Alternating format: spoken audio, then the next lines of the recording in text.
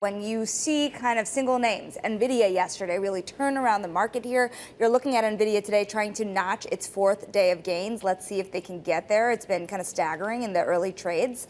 Is it really the AI trade when you see a day like today where almost all of the Philadelphia Semiconductor Index is dragged down once again? Yeah.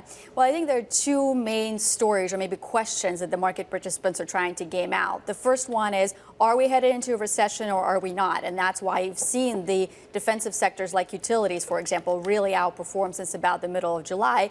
And I think this tug of war of data is going to continue, where we get a data point a little bit weaker. Oh no, we're going to recession. You get another one, and that sort of erases that fear. So, so that's why I would expect the defensives to continue to provide the anchor and the pillar to the markets. But at the same time, Shanali, I do look very closely at the semiconductor space. And, look, what happened to semiconductors, the valuations got very extended relative to the S&P, for example. The ratio was 1.4 times.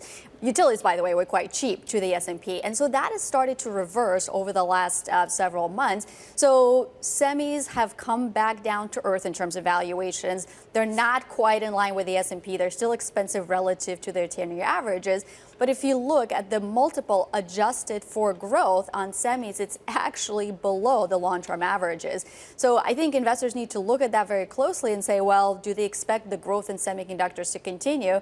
And what I heard from a lot of the Goldman Sachs tech conference reports, whether it was NVIDIA, whether it's Marvell, whether it's Broadcom, they are continuing to see very strong demand for artificial intelligence. And I think one of the reasons why NVIDIA, had the standout day yesterday was because they also talked about how much additional rental revenue the hyperscalers can generate, if they invest in NVIDIA chips. And so that ROI, I think, is so huge for the industry right now. And we seem to have it, so therefore that should support the investment cycle into semis. So despite the weakness, I think investors should be looking at this space and adding to it.